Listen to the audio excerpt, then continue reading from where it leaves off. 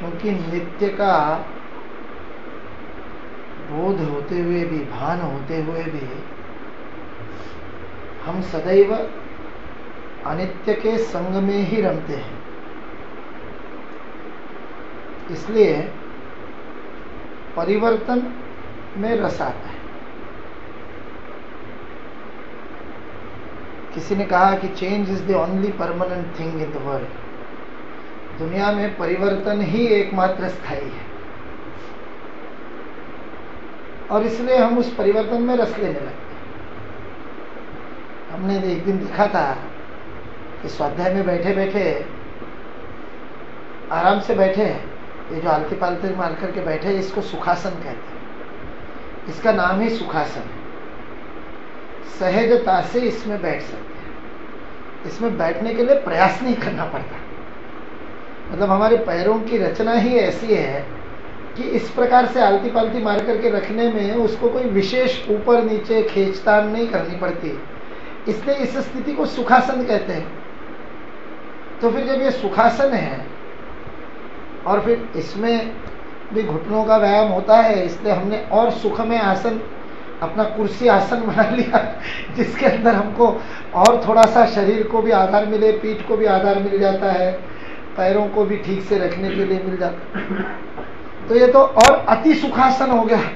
यदि नीचे बैठना आलती पालती मार करके सुखासन है, तो ये कुर्सी पर बैठना अति सुखासन है। और फिर हमारे मुंजे काका तो और अति अति सुखासन में बैठे, आराम कुर्सी में बैठे।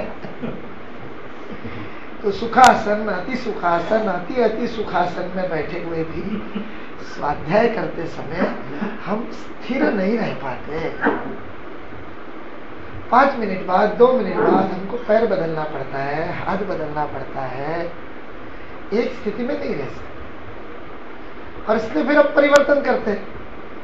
और थोड़ा सा परिवर्तन करने से मजा आता है, रस आता है, आनंद आता है। परिवर्तन में आनंद आता है। यह अनित्य का लक्षण है। जो अनित्य है, जो नश्वर है, जो बदलने वाला है, जो स्थायी नहीं है, जो अपरिवर्तनीय नहीं है, जो ईश्वर नहीं है, वह बदलने की चाह करता है, इच्छा करता है, बदलना चाहता है। इसलिए परिवर्तन में रस आता है, इसलिए परिवर्तन में आनंद है।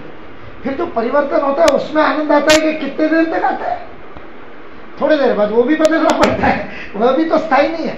इसलिए परिवर्तन ही नियम बन जाता है, और इसलिए फिर बदल बदल बदल बदल बदल के बदलते रहते हैं। और इसलिए उस बदलने को बड़ा मजा आता है, बदलने। और जब तक बदलने में लगे रहेंगे तब तक नश्वर के साथ ही लगे रहेंगे, तब तक ईश्वर पकड़ में नहीं आएगा। इसलिए बदलना बंद करने से ही ईश्वर मिलेगा। परिवर्तन में रस लेना बंद करेंगे तब ईश्वर मिलेगा। लेकिन जैसे पानी की गति नीचे की ओर ही होती है, गिरने की ओर ही होती है, वैसे मन स्वाभाविक रूप से तमस की ओर जाता है। रजस में डालने के लिए उसको गति देनी पड़ती है, प्रेरणा देनी पड़ती है, उत्साह देना पड़ता है, उत्सर्ग देना पड़ता है, ऊपर उठाना पड़ता है, उत करना पड़ता है। उत के बिना नहीं होता। और फिर कभी कभी गति अति हो जाती है तो रजस भी अति कर देता है, तो फिर उसको सत्व संतुलित करता है। तो ये गुणों का गुणा गुणेषु वर्तन, तो ये खेल चलते रहता है। खाली तराजू का खाली पलड़ा यदि कभी हमने देखा है, तराजू खाली, आजकल तो सब इलेक्ट्रॉनिक हो गए, उसमें भी कई बार मजा आता है। किसी इलेक्ट्रॉनिक जो कांटा होता है, तराजू होता है, उसके सामने आप खड़े रहिए, वहां भी ये मजा आता है। उसमें काउंटर लगा रहता है ना, 000, आपको 000 बहुत कम बार मिलेगा। बिना उसके ऊपर कुछ रखे भी हवा के दबाव से कहो या किसी भी चीज के दबाव से कहो, कोई कागज पड़ जाए, तो यदि वो बहुत 3 डेसिमल पॉइंट तक, 3 दशमलव अंकों तक का यदि वजन करने वाला वो कांटा हो ग्राम में, तो वो हिलता ही रहता है, उसके ऊपर आते रहते हैं कुछ 0, 1, 2। और तराजू के पलड़े को यदि आप देखेंगे, जो पुराना तराजू का तुला हुआ करती थी, आजकल तो दिखती नहीं वो, उस तराजू के पलड़े को यदि आप देखेंगे तो यदि दोनों पल्लों में कोई वजन नहीं है तब तो उसको स्थिर होना चाहिए। लेकिन होता है क्या, तराजू का पलड़ा ध्यान से देखिएगा, दोनों में कुछ भी वजन ना होने से भी वो पेंडुलम की तरह ऐसे ऐसे करते रहता है।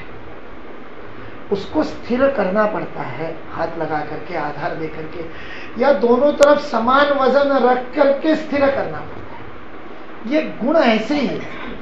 तराजू के पलड़े का स्थिर होना सत्व है, एक तरफ रजस है, दूसरी तरफ तमस है, कभी तमस कभी रजस चलते रहता है और स्थिर नहीं हो पाता। वह स्थिर कर्म के द्वारा होता है, चित्त शुद्धि के लिए या लोक संग्रह के लिए, किसी के लिए भी कर्म करोगे, जब सत्व और रज और तम दोनों में व्यवस्थित संतुलित होगा तब सत्व आ जाए।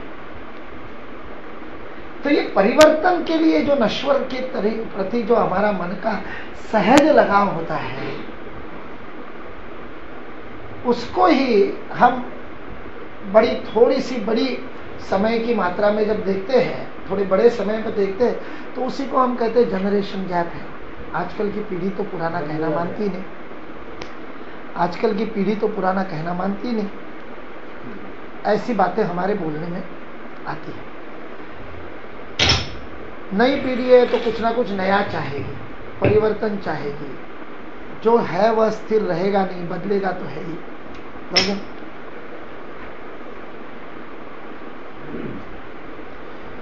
जो है वो स्थिर तो रहेगा ही नहीं, बदलेगा ही नहीं। लेकिन भगवान श्री कृष्ण बता रहे हैं कि जो सनातन तत्व है, जो सिद्धांत है, वह सिद्धांत तो शाश्वत है, सनातन है, त्रिकाला बाधित है, सार्वभौमिक, सार्वदेशिक, सार्वकालिक, सार्वजनीन है, अलग अलग नहीं है। देश काल जन्म के अनुसार वो बदलते नहीं है।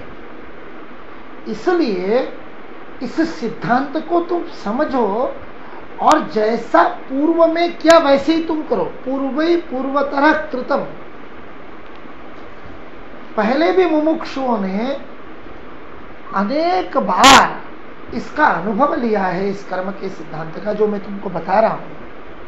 न माम कर्माणि लिम्पन्ति न मे कर्म फले स्पृहा इतिमाम यो भी जानाति।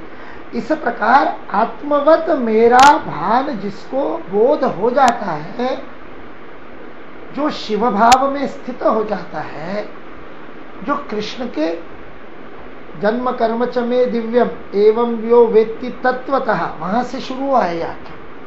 तो तत्वतः जो ये जान लेता है कि ईश्वर है क्या, यह दैवत्व कार्य का, कर्म का, जन्म का दिव्यत्व जो पहचान लेता है कि कर्ता के भाव का पूर्णतः विसर्जन हो जाने से, अहंकार का, कर्तृत्व और भोक्तृत्व का पूर्ण विसर्जन जहां हो जाता है, वहां यंत्र में से केवल यंत्री ही कार्य करने लगता है, ईश्वर ही काम करने लगता है। जयदेव के गीत गोविंद में आता है शायद प्रसंग कि गोपियों का और बांसुरी का संवाद होता है। काल्पनिक संवाद है, लेकिन वो बड़ा मार्मिक है, बड़ा सुंदर है। यह अकर्ता भाव, मैं करने वाला नहीं हूं, ईश्वर मुझको उपकरण समान प्रयोग करके मुझ में से कार्य करे, यह अहंकार का पूर्ण विसर्जन ईश्वर तत्व में अनेक मुमुक्षुओं ने किया है। पहले भी भगवान श्री कृष्ण ने कहा वीतराग भय क्रोधा मनमया मामुपाश्रिता। बहुत ज्ञान तपस्या, बहुत सारे ज्ञान तपस्वियों ने मुझ में आश्रय लेकर के ये काम किया है। यहां भी वो यही कह रहे हैं, पूर्वई पूर्वतर कर एवं ज्ञात्वा कृतम कर्म पूर्वैरपि मुमुक्षुभिः, इसलिए तू भी वही कर। कुरु कर्मैव तस्मात् त्वं, तुम भी इसलिए वही कर्म करो। पूर्वई पूर्वतर कृतम, जिस प्रकार पहले किया गया है उसी प्रकार का काम तुम करो। ये फालतू आधुनिकता के नाम पर केवल परिवर्तन करना, आधुनिकता, इस चक्कर में मत पड़ो। तो कैसे करो? तो यह उपकरण भाव से, साधन भाव से, ईश्वरीय उपकरण बन करके करो। तो कृष्ण का उपकरण है वो बांसुरी, तो गोपियों को उससे, बांसुरी से और जलन हो गई, मत्सर हो गया। वो कहने लगी कि हम इतना कृष्ण से प्रेम करते हैं, उसके लिए अपना घर बार छोड़ते हैं, घर में सबकी डांट खाते हैं, गालियां खाते हैं, लोग पता नहीं न जाने किस किस प्रकार के ताने हमारे ऊपर कसते हैं, काम करने में ध्यान नहीं रहता, दूध धोते धोते कृष्ण का ध्यान आ जाता है तो वो भूल जाते हैं दूध धोना, और मथते समय जिस समय और मथ रहे हैं उस समय छाछ को मथते समय भूल जाते हैं, कर्म करते समय ध्यान नहीं रहता, वो अपना धो रही है कपड़ा और कपड़ा धोते समय उसको पटक रही है और कृष्ण का नाम ले रही है, पटक के कपड़ा फट गया, गोपी को पता ही नहीं, कृष्ण नाम में भूल गई। बोले हम तो ऐसी स्थिति में है और उसके बावजूद हमको कृष्ण का सान्निध्य 24 घंटे नहीं मिलता, और तू कुछ करती नहीं और 24 घंटे उसके साथ रहती है, ये कैसा तेरा सौभाग्य, तूने ऐसा क्या किया। तो जयदेव बताते हैं कि वो बांसुरी कहती है कि ऐसा ही थोड़ी है कि मैं कृष्ण का उपकरण बन गई, मैं कृष्ण की बंसी ऐसे ही थोड़ी बन गई कि उसकी फूंक लगे और मुझ में से ईश्वरीय स्वर निकले, ऐसा वेणुगान निकले अनहद का। वह अनहद का वेणुगान तो तब निकलेगा जब मैंने जो तपस्या की, बहवो ज्ञान तपस्या, वह तपस्या तो सुनो। और फिर वह सुनाती है, जब मैं हरी हरी थी ना, जिस समय कोमल थी, हरी थी, अभी पूरी तरह से मैं सूखी भी नहीं थी, तब मुझे अपने परिवार से काटा गया, अलग किया गया बांस के वृक्ष से, तब सारे संग तोड़े। तुम कहते हो रोज परिवार में जाकर के और अपना सारा काम धाम करती हो, परिवार में रहती हो मस्ती से, और कहती हो वेणु सुनती हम भागे आते हैं परिवार को छोड़ करके, वापस तो वही जाती हो ना अपने परिवार में। मैं तो कब छोड़ दिया, काट दिया गया मुझे उस हरे हरे बांस के वृक्ष से, जब हरी हरी थी, कोमल थी, उस समय परिवार से काट दिया गया। और उसके बाद में मेरे अंदर के उस हरेपन को, उस गीलेपन को, उस आर्द्रता को हटाने के लिए तपती हुई रेत में मुझे और डाल करके रखा गया अच्छी तरह से। और जब तपती रेत ने पूरी तरह से मेरे अंदर की आर्द्रता निकाल दी, इस प्रकार से अपने आप को जब मैंने तपाया और जब मेरी आर्द्रता चली गई, जब मैं पूरी तरह से सूख गई, बड़ा सुंदर जयदेव उसका व्याख्यान करते हैं कि कैसे पहले ममत्व के जो ममता है, जो मामका पांडवा जिससे महाभारत शुरू हुआ, मेरा तेरा का जो बोध है, उस बोध से कटना, अलग हो जाना, उसको दूर करना, वो संग दूर होना। फिर उसके बाद में उस ममता का जो अंश भी अंदर में बचा हुआ है, उसको भी तपस्या के द्वारा पूरा सुखा देना। इसलिए अंदर में कुछ भी ममत्व का बोध ही नहीं रहे, थोड़ा सा भी गीलापन ममता का ना रहे, ऐसी स्थिति हो जाए, तब वो बांसुरी बनने लायक बांस होता है। और इसलिए सूखने के बाद वो बांस लिया जाए तो उसके अंदर से वो आर्द्रता नहीं हटा सकते, इसलिए सूखने के बाद नहीं चलेगा, इसलिए बिल्कुल हरा हरा चाहिए।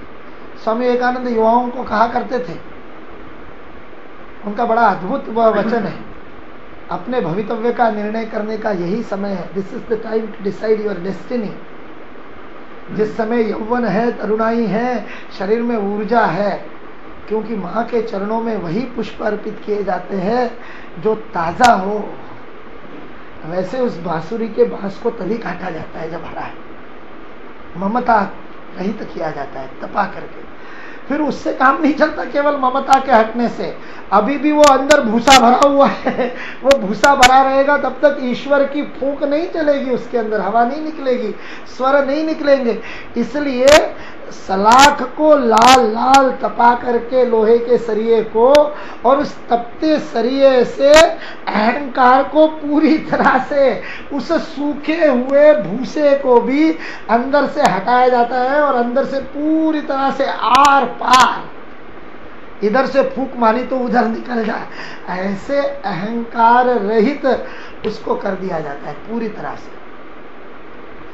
और फिर अहंकार रहित करने के बाद भी, केवल अहंकार रहित करने से भी, फूंक मारने से वो स्वर निकल सकते हैं। बांस के वन में से भी जब हवा बहती है तब उसमें से भी और सीटी बजती है, लेकिन केवल सीटी थोड़ी बजनी है, ईश्वरीय स्वर निकलने हैं, स्वरबद्ध निकलने हैं, अनुशासित निकलने हैं, तो उसके लिए उन षड्रिपुओं को हटाने वाले 6 छिद्र करने पड़ते हैं। जो षड्रिपुओं को, वह भी सलाख से सारे षड्रिपुओं को हटा दिया जाता है, तब वो 6 छिद्र होते हैं। और वो 6 छिद्र होने से ही केवल काम नहीं चलता, 7वां छिद्र जिसमें से कृष्ण फूंक मारेंगे, वह समर्पण का, पूर्ण भक्ति का, ईश्वर के साथ तादात्म्य का, एकत्व का, जिस छिद्र पर होठ रख करके कृष्ण फूंक मारेंगे, वह छिद्र किया जाता है। ऐसा सब कुछ मैंने अपना दे दिया सर्वस्व, और ये खोखला ही खोखला बचा हुआ है, तब मैं ईश्वरीय उपकरण बनी हुई हूं। ऐसा विसर्जन अहंकार, ऐसा पूर्व में अनेक मुमुक्षुओं ने किया है। कल मैंने बहुत ज्यादा पूर्व के नहीं, हमारे बीच के कुछ उदाहरण बताए थे। हम में से कई लोगों ने उनको देखा है, करीब से देखा है। मेरा सौभाग्य रहा कि मैंने ऐसे अनेक मुमुक्षुओं से, बड़ा मजेदार शब्द है मुमुक्षु, मोक्ष की आकांक्षा रखने वाला मुमुक्षु। लेकिन इसका विरोधाभास समझिए, इस शब्द का विरोधाभास समझिए। जब तक आकांक्षा है तब तक मुक्ति नहीं है। तो मुक्ति की आकांक्षा मतलब आकांक्षा से मुक्ति। जिसकी आकांक्षा से मुक्ति होती है उसी के अंदर मुमुक्षा जगती है। इसलिए वास्तविकता में जो मुमुक्षु है उसको इस बात का भान भी नहीं होता कि वो मुमुक्षु है। यदि ये भान है कि मैं यह मोक्ष के लिए कर रहा हूं, तो वह बंधन भी मुमुक्षु होने में बाधा बनता है। ऐसे अनेक साधक हैं जो अध्यात्म की विचित्र, विपरीत, प्रचलित परिभाषाओं के चलते हुए साधना के नाम पर, मुमुक्षा के नाम पर अपने आप को अनेक प्रकार के नियमों, कर्म कांडों और स्वयं से ही बनाई हुई वर्जनाओं से बांध लेते हैं। स्वामी विवेकानंद कहते हैं, क्या तुमने अपना धर्म बना दिया? मुझे मत छुओ, मुझे मत छुओ, यही तुम्हारा धर्म हो गया है। ये मत करो, वो मत करो, रसोई में मत जाओ। तुमने सारा धर्म रसोई के बर्तनों में ले जा करके रख दिया। इसलिए मुमुक्षा वही है जहां आकांक्षा से भी मुक्ति हो जाए। इसलिए स्वामी विवेकानंद का तो एक ही छोटा सा वचन है, वो कहते कब मुमुक्षा है, मुक्ति की साधना, मुक्ति की आकांक्षा प्रत्येक के अंदर होती है। कोई बंधा नहीं रहना चाहता, कोई बंधा नहीं रहना चाहता। हम में से कोई एक क्षण के लिए भी बंधा नहीं रहना चाहता।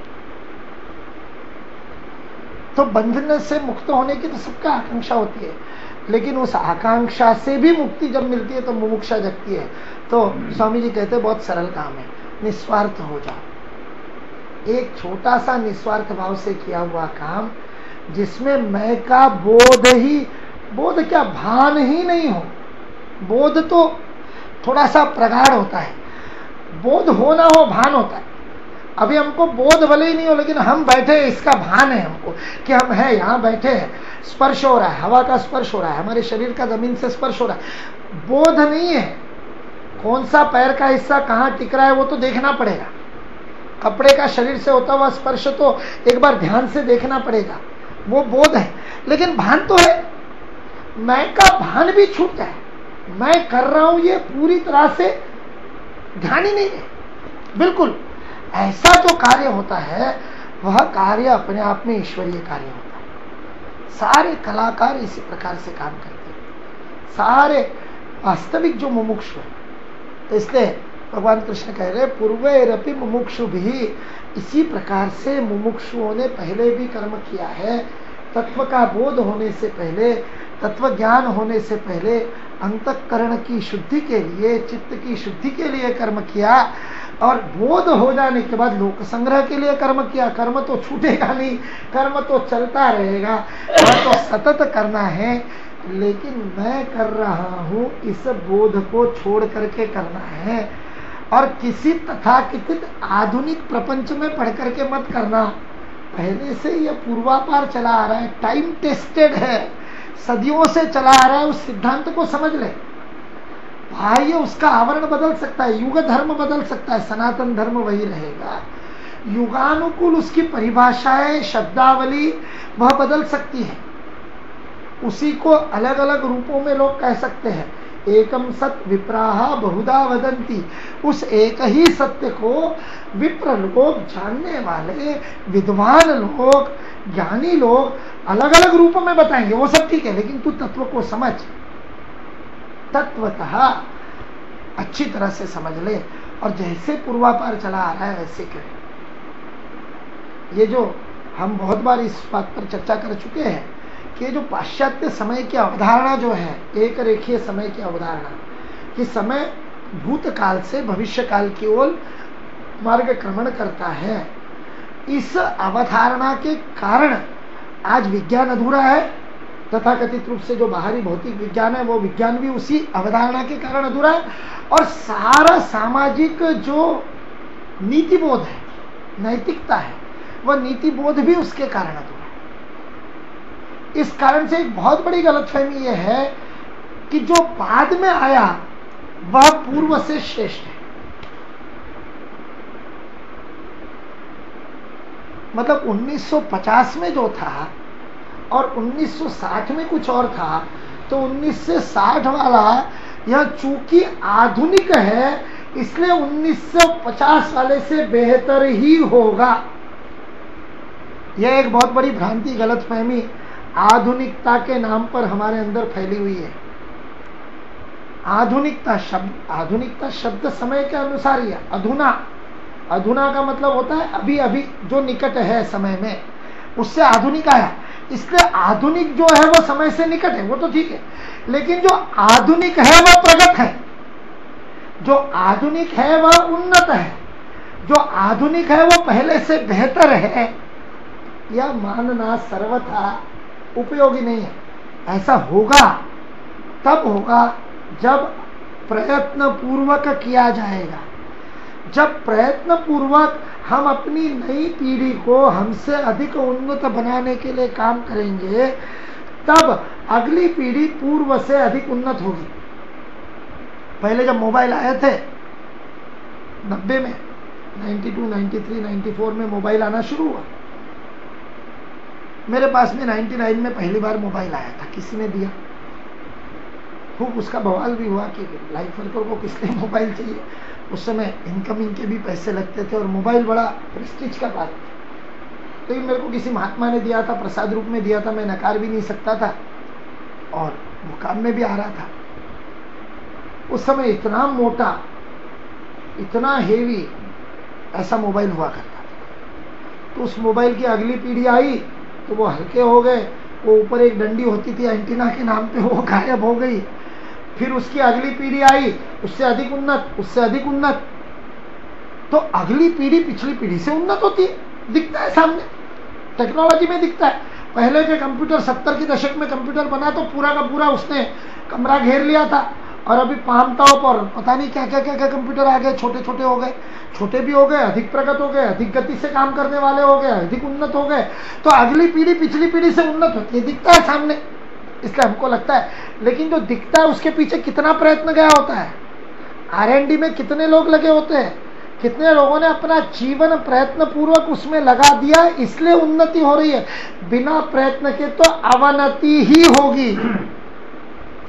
उसी प्रकार से केवल नया है इसलिए वो उन्नत होगा ऐसा मान करके मत चल। ये कृष्ण भगवान अर्जुन को बता रहे हैं। इसलिए पूर्वतर कृतम, पूर्वापार से जो सनातन तत्व आया है उस सनातन तत्व को समझो और उसको जीवन में अपनाओ। वह मुमुक्षा का मार्ग है, वह मुक्ति का मार्ग है। तो निश्चित रूप से यह जो कर्म करने के लिए भगवान श्री कृष्ण कह रहे हैं कि कर्म से भागने से कोई काम नहीं चलेगा। अनादिकाल से मुमुक्षु लोग कर्म कर रहे हैं, पहले अंतःकरण शुद्धि के लिए और ज्ञान प्राप्त होने के बाद लोक संग्रह के लिए, इसलिए करो तुम भी। तो निश्चित रूप से अर्जुन के मन में आएगा कि फिर ये कर्म को समझना तो पड़ेगा ना, क्या करना है क्या नहीं करना है। तो अगले श्लोक में भगवान श्री कृष्ण ने उस रहस्य को बताना प्रारंभ किया और उन्होंने कहा पूर्वैरपि मुमुक्षु भी से आगे बढ़ते हुए उन्होंने कहा कि कर्म क्या है और अकर्म क्या है, इसके बारे में बड़े बड़े ज्ञानी लोग भी मोहित हुए हैं। यहां शब्द प्रयोग होता कवयो अपि, कवि लोग भी अत्र मोहिता। इसके बारे में वो भी कंफ्यूज रहे हैं, मोहित रहे हैं। कवि, कवि शब्द का प्रयोग हुआ है हमारे उपनिषद साहित्य में, शास्त्रीय साहित्य में। कवि का अर्थ है ज्ञानी, जिसने ईश्वर साक्षात्कार कर लिया वो कवि। तुकबंदी करने वाले को कवि नहीं कहते। कविता का अर्थ तुकबंदी करना नहीं है। ट से ट और म से म मिला दिया तो कविता नहीं होती।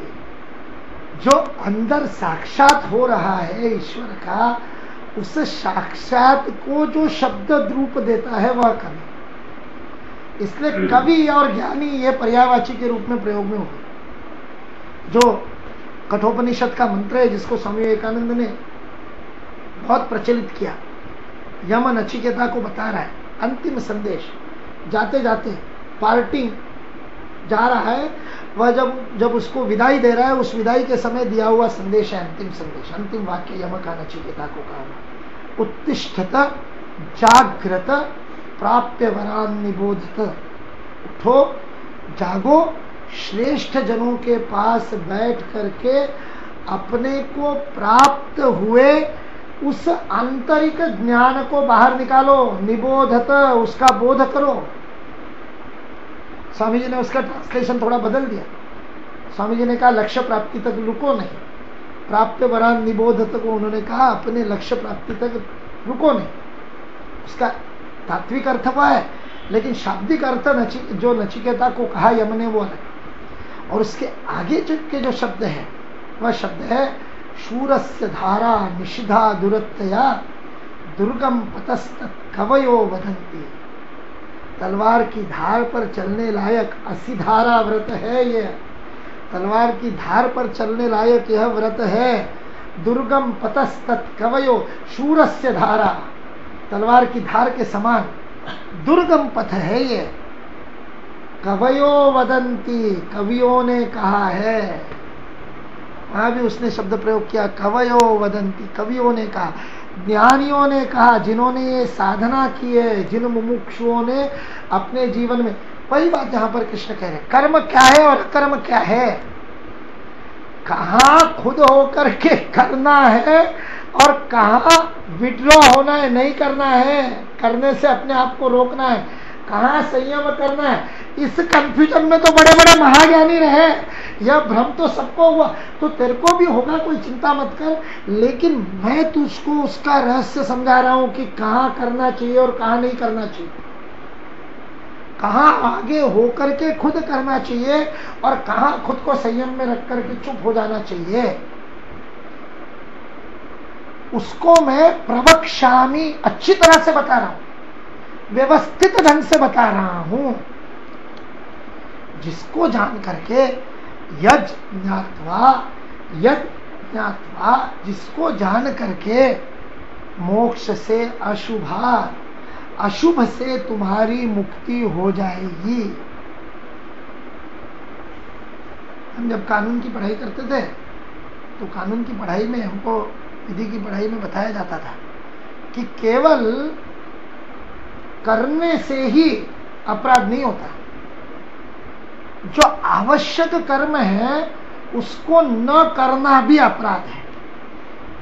Action always as well as omission, both are punishable, both can commit offence. अपराध करने के लिए कुछ करने से ही अपराध होता है ऐसा नहीं। जो करना आवश्यक है, आपको कहा गया है कि आपको करना ही चाहिए, आप यदि उसको नहीं करते हो, ओमिशन, उसको छोड़ देते हो, अकर्म, वह भी अपराध हो सकता है। कर्म और अकर्म दोनों अपराध हो सकते हैं। अरे मैंने तो कुछ किया ही नहीं, फिर कैसे अपराध हो गया। हाँ, पर तेरे को करना चाहिए था ना, तेरे को कहा गया था तू कर, तूने किया नहीं। टैक्स भरना था, करना था, नहीं किया। अरे मैंने किया ही नहीं, फिर अपराध कैसे हो सकता है। किया नहीं, यही तो अपराध है। हेलमेट पहनना था, कर्म करना था, नहीं पहना, अपराध है। तो कर्म भी और अकर्म भी, यानी हर बार कर्म से ही गड़बड़ी होगी ऐसा नहीं। और यदि मैं करना छोड़ दूंगा तो मुझसे गलतियां नहीं होगी, अपराध नहीं होगा, अपराध से छुट्टी हो जाएगी, ऐसा भी नहीं है। इसलिए कर्म और अकर्म, इसके रहस्य को जानना पड़ेगा। और ये गड़बड़ होती है, अक्सर गड़बड़ होती है बचपन से, बच्चों के अंदर ही वो कंफ्यूजन। हमने जो उदाहरण देखा था ना, किस दिन फ्लावर पॉट तोड़ने से माँ डांटेगी, ये उसको पता नहीं होता, वहां से ये कर्म और अकर्म का कंफ्यूजन बच्चों के अंदर था। इसलिए संस्कारों का सबसे बड़ा जो एक महत्वपूर्ण पेरेंटिंग का, पालकों का ये सबसे महत्वपूर्ण कर्तव्य है कि बालक को ये स्पष्ट कर दे कि क्या वर्जित है और क्या करने आवश्यक है, अनिवार्य है, कर्म क्या है और अकर्म क्या है, क्या नहीं करना है, बिल्कुल स्पष्ट होना चाहिए, डूज एंड डोंट्स। इसलिए कृष्ण बता रहे, मैं तुमको बताता हूं, तुमको नहीं पता कोई बात नहीं, बड़े बड़े ज्ञानी भी मोहित हुए, मैं बताता हूं, जिसको जान करके तुम अशुभ से मुक्ति पाओगे। शुभ अशुभ, यह भी बड़ी मजेदार संकल्पना है। शुभ यानी क्या?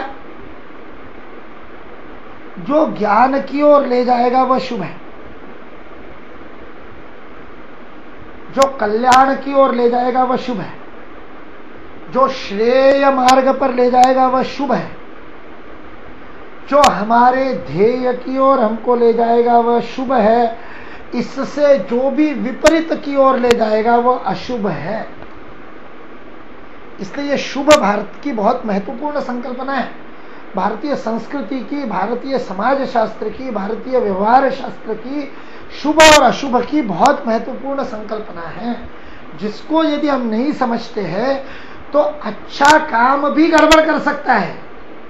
कोई भी कर्म अपने आप में अच्छा या बुरा नहीं होता, वह शुभ या अशुभ होगा।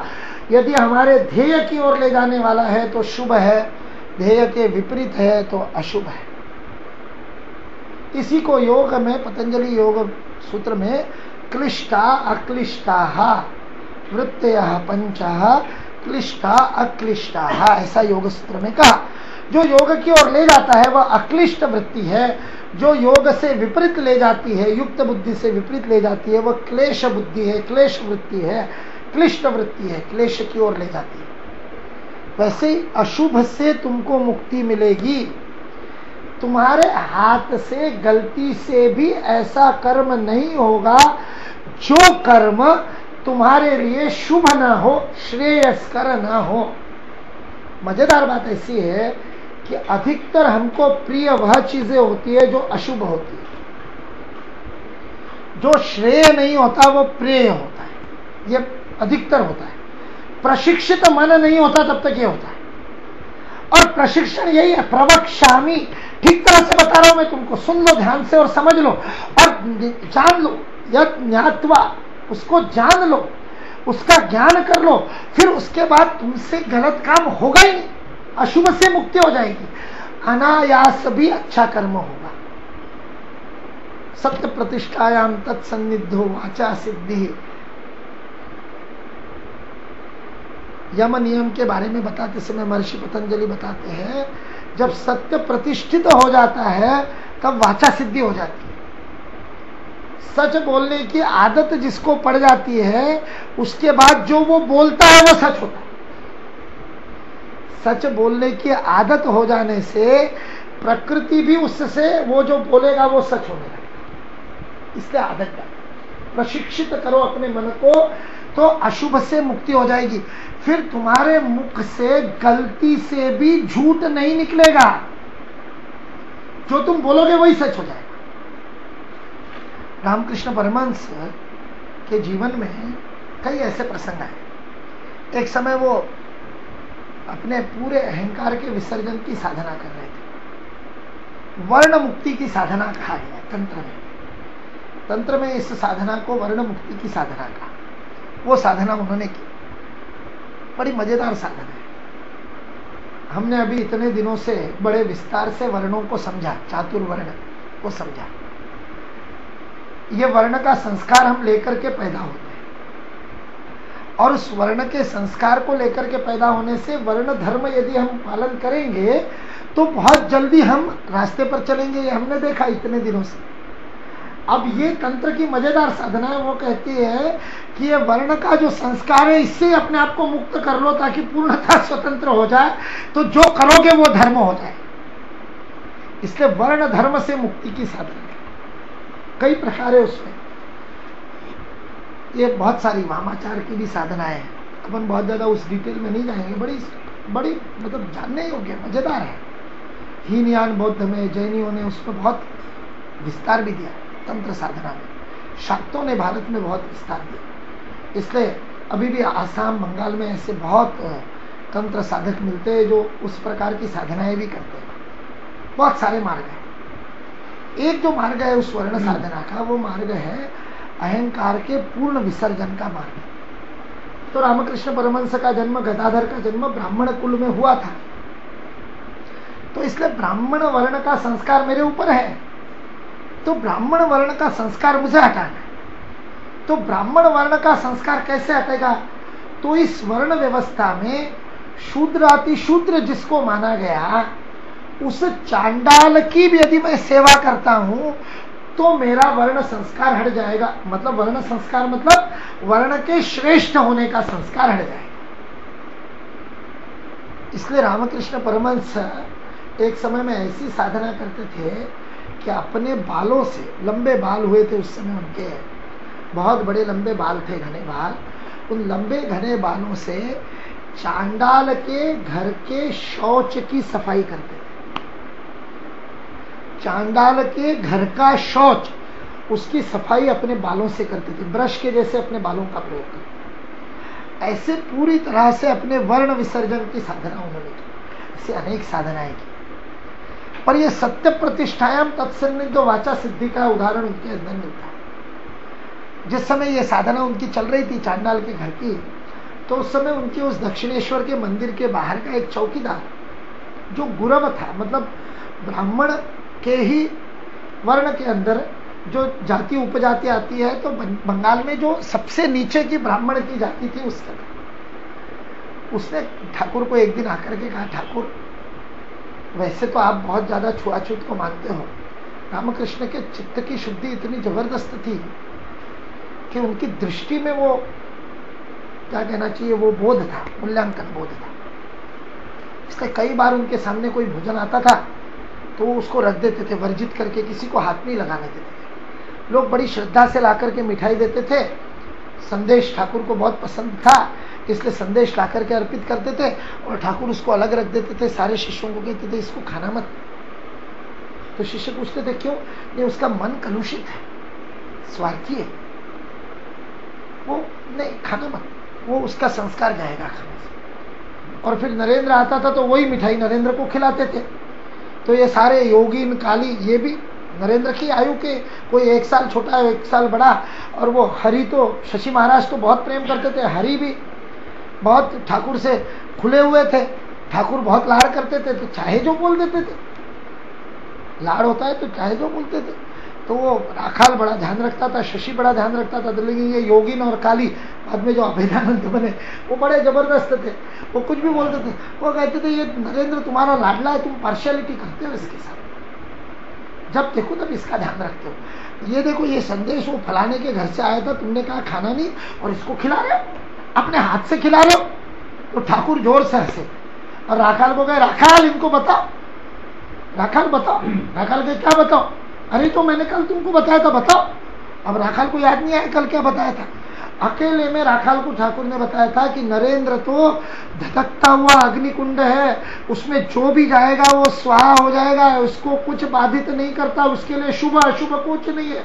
मोक्ष से अशुभात, अशुभ से उसकी मुक्ति हो चुकी है, इसलिए उसको वो संदेश चल सकता है, बाकी लोगों को नहीं चल सकता। ऐसे ठाकुर ने, तो वो गुरव आकर के ठाकुर के पैर पड़ता है और कहता है अभी तुम वर्ण को त्यागने की साधना कर रहे हो, तो इस समय तो तुमको ये शुभ अशुभ के चक्कर में नहीं पड़ना चाहिए। बाकी समय तो मेरे घर भोजन नहीं करते हो, आज मेरे घर भोजन करो। ठाकुर ने कहा ठीक है, शाम का नाम संकीर्तन हो जाएगा, माँ की आरती हो जाएगी, आ जाऊंगा, आ जाओ। ये चांडाल के घर की साधना उन्होंने किसी को कभी बताई नहीं। रात को जाते थे वो, उस चांडाल को भी पता नहीं था कि उसका शौच कौन साफ करके जाता है।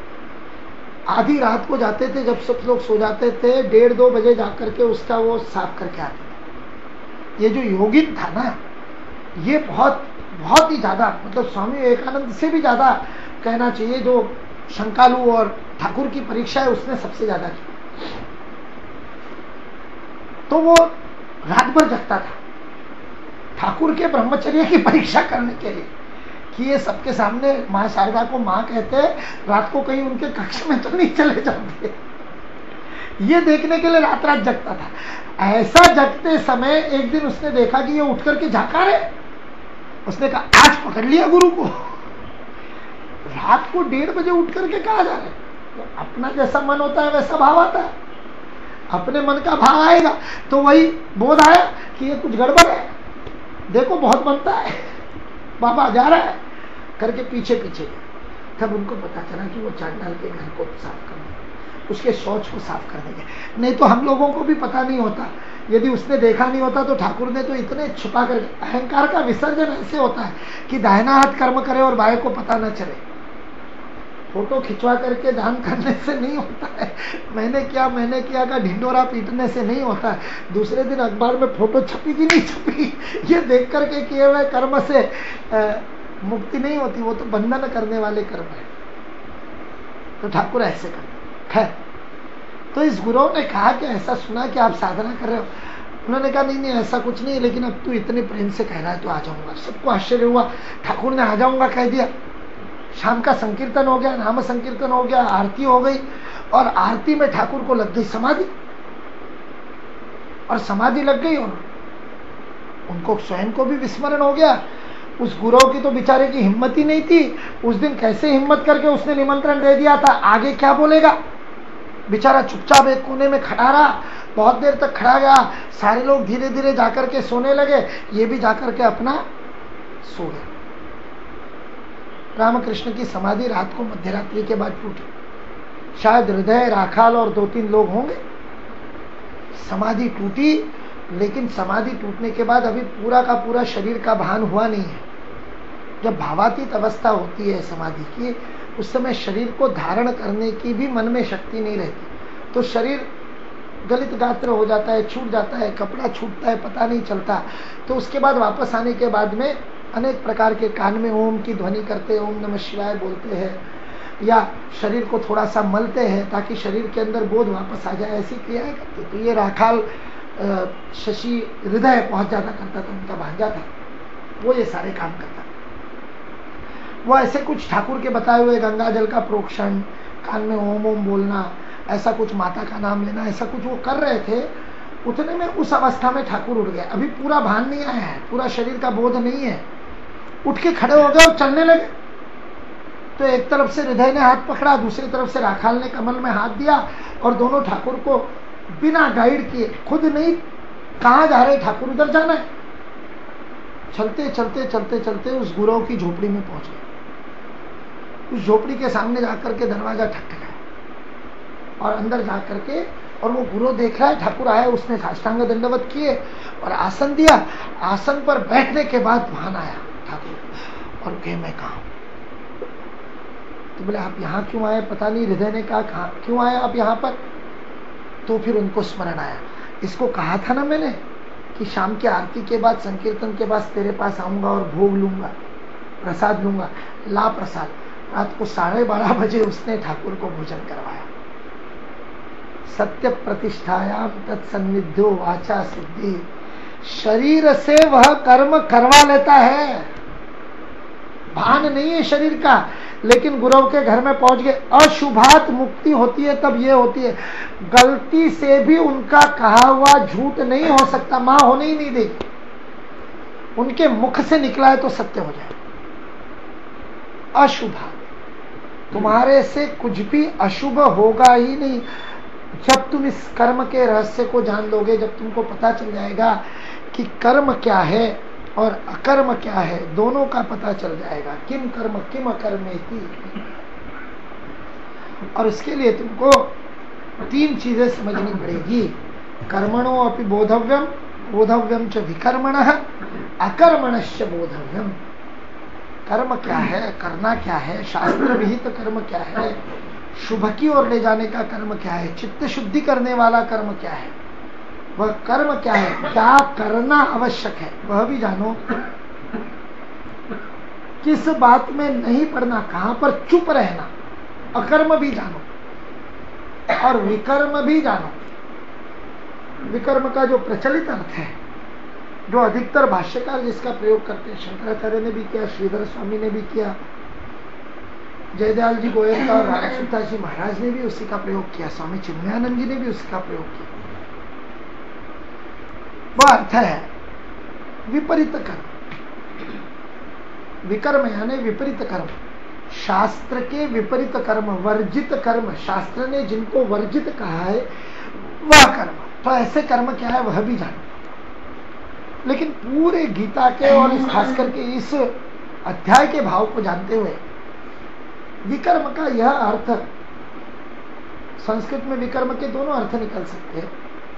विशेषत्वेन कर्म, विशेष कर्म, यह भी अर्थ निकल सकता है। विकर्म यानी विपरीत कर्म, यह भी अर्थ निकल सकता है। वी के लगने पर ये दोनों अर्थ निकलते हैं, संदर्भ से समझा जाता है।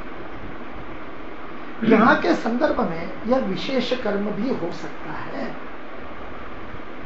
हमारे यहां पर कहा जाता है, मनुष्य के कर्म स्वातंत्र्य के बारे में बताते हुए शास्त्र कहते हैं, कर्तुम अकर्तुम अन्यथा कर्तुम, यह तीनों का स्वातंत्र्य है। करो न करो, अलग ढंग से करो, ये तीनों का स्वातंत्र्य है। अन्यथा कर्तुम, यहां विकर्म का वह अन्यथा कर्तुम वाला अर्थ अधिक, विशेष कर्म का अर्थ अधिक व्यवस्थित ढंग से फिट बैठता है, ऐसा लगता है, व्यवस्थित लगता है, समुचित लगता है। अन्यथा कर्तुम, यह स्वातंत्र्य है, यह मनुष्य का स्वातंत्र्य है। केवल दो ही बातें नहीं है, हम इसके अलग एक और करते हैं जिसको कहते हैं प्रतिकर्म, जिसका भगवद गीता में कहीं शब्द ही नहीं आया, लेकिन वो हमारे जीवन में होता है। हम एक्ट नहीं करते, रिएक्ट करते हैं, प्रतिक्रिया करते हैं, क्रिया नहीं करते, प्रतिक्रिया करते हैं। हम अपने स्वातंत्र्य का प्रयोग नहीं करते, हम अपनी आदतों से मजबूर होकर के काम करते हैं। इसलिए वो कर्म भी नहीं होता और अकर्म भी नहीं होता और विकर्म भी नहीं होता, वह कुछ ना कुछ विचित्र ही होता है, विचित्र कर्म होता है, अधिकतर बार ये होता है। ये प्राणियों का काम, ये पशुओं का काम, उनकी प्रोग्राम्ड है, उनका पहले से नियत है, तय है, ऐसे ऐसे ऐसे हुआ तो ऐसे करना, पत्थर मारे तो भौंकना, खाना सामने दिखे तो झपटना, चार कुत्तों के बीच में एक रोटी डालो, बांटेंगे नहीं, एक रोटी है चार टुकड़े करते हैं, चारों खा लेंगे नहीं, कोई कुत्ता नहीं करेगा, कितना भी ट्रेनिंग दे दो। उसका पहला जो रिएक्शन होगा, रोटी देखते ही झपट्टा मारेगा, झगड़ा करेगा। हम भी अपने जीवन में रिएक्ट जब करते हैं तब पशुवत कर्म कर रहे होते हैं। इसलिए हमारा अधिकतर आचरण यह रिएक्शन के रूप में होता है, प्रतिक्रिया के रूप में होता है। वो मुझसे ऐसा व्यवहार करता है तो मैं क्यों उससे ढंग का व्यवहार करूं? वो क्या करता है उसको तो देखो, वो तो हमेशा ऐसा करता है। तो फिर हम अपने आप को बताते हैं और फिर उसके लिए हमने शठे प्रति शाठ्यम समाचरित वगैरह बहुत सारे नियम भी बता रखे हैं, व्यवहार कुशलता के नाम पर भी करते हैं। लेकिन क्या हम स्वतंत्रता से कर रहे हैं या परतंत्र होकर के कर रहे हैं, विवश होकर के कर रहे हैं, मजबूरन कर रहे हैं, अनजाने में कर रहे हैं? शास्त्र कह रहे हैं और हमारा अनुभव भी है, हम किसी भी बाहर से आने वाली उत्तेजना को, स्टिमुलस को अपने तरफ से 3 प्रकार से उसके ऊपर कर्म कर सकते हैं। या तो कुछ करे, किसी ने मुझे कुछ कह दिया, गलत बात कही, कल जब वहां से वापस आ रहे थे डेगमा से, ड्राइव करते समय रोज आता है, कल हुआ उदाहरण, ड्राइव कर रहे थे MIDC के पास में, जब आ रहे थे बहुत भीड़ होती है, बहुत ट्रैफिक होता है। एक स्थान पर हम बाहर से कट आता है, उस कट से कुछ लोग आ रहे थे, हम जा रहे थे, नियम से जा रहे थे, व्यवस्थित जा रहे थे, बहुत अधिक गति भी नहीं थी। वो साइकिल वाले बेचारे बीच में घुसने की कोशिश कर रहे थे। सामने जो ट्रक था उसके इतने समीप और निकट से मैं जा रहा था कि वो साइकिल वालों को घुसने का अवसर नहीं मिला। उसने अपनी भड़ास निकाली और गाली दी, बहुत गंदी गाली दी। अब उसके गाली देने के बाद में गति बहुत धीमी थी, अंदर से ये हाथ निकालू और एक लगा दूं, और लगा भी देता, कोई कई बार लगाई भी और कोई माँ की गाली देता है तो रहा ही नहीं जाता। खूब मारा है मैंने कॉलेज में, तो इस बात के ऊपर, कॉलेज में क्या, मैं केंद्र का कार्यकर्ता बनने के बाद भी इस गाली के ऊपर बहुत लोगों से सीधे हाथापाई किए। कल भी वो अंदर की फूंक आती है। अब अपने पास में तीन बातें, कर तुम, अकर तुम, अन्यथा कर तुम। कल अकर तुम किया, कुछ नहीं किया। कई बार अन्यथा कर तुम भी कर सकते हैं। मारना ही एकमात्र कर्म नहीं है, अलग ढंग से उसको अपनी गलती का बोध कराना, ये भी तो हो सकता है। गलती का बोध कराने के लिए अन्यथा कर तुम। मां हमेशा ही थोड़ी भाषण देकर के थोड़ी संस्कार देती है।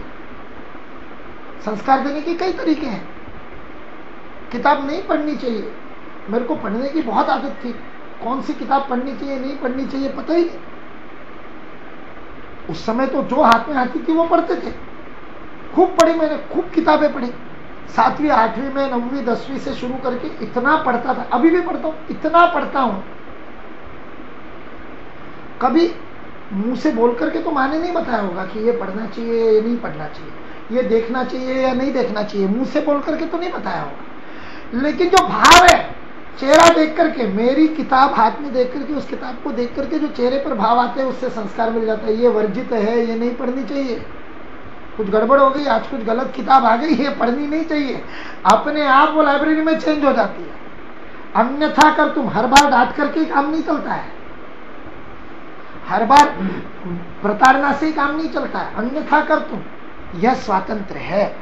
इसलिए अकर्म को भी जानो, विकर्म को भी जानो, कर्म को भी जानो। क्योंकि इन तीनों को जानना इसलिए आवश्यक है क्योंकि गहना कर्मणो गति ही, कर्म की जो गति है वो बड़ी गहन है, गूढ़ है। उसको भगवान श्री कृष्ण ने यहाँ पर समझा है। उसका जो परिणाम है, वह परिणाम जो क्रिया है उससे नहीं मिलता है, किस भाव से वो किया गया उससे परिणाम मिलता है। अभी तुरंत भी मिलने वाला परिणाम उस भाव के कारण होगा, और बाद में मिलने वाला परिणाम भी शुभ है या अशुभ है, वो भाव पर निर्भर करेगा। इसलिए कर्म, अकर्म और विकर्म तीनों को जानो। कल इसको और अधिक विस्तार से देखेंगे। कल से 3 दिन के लिए एक परसिस्टेंट में उनके 25 इंजीनियर्स के लिए एक वर्कशॉप शुरू हो रही है, और उस वर्कशॉप का समय 4 से 6 है। इसलिए अपने को स्वाध्याय का समय थोड़ा सा प्रीपोन करना पड़ेगा। तो बीच का समय आदि उसको ध्यान में रखते हुए यदि सबको संभव है तो 2 से 3 करने से सर्वोत्तम होगा। तो वो 3 बजे बाद आने, यहाँ से जाने का भी समय और थोड़ा सा विराम भी मिलेगा, तो 4 बजे से वहाँ शुरू होगा। इसलिए वो 3 से 4 का गैप हो जाएगा। वहाँ हमारा फायदा नहीं हो सकेगा। नाही तुम्हाला जर योग्य वाटत असेल की अन्यथा आपण 3 दिवस पोहोचतो नाही, 2 से 3 यदि संभव है तो ठीक है। यदि लगता है वो नींद का समय है तो फिर अपन 3 दिन बाद 2 बजे। सर्वे भवन्तु सुखिनः, सर्वे भवन्तु सुखिनः, सर्वे सन्तु निरामयाः, सर्वे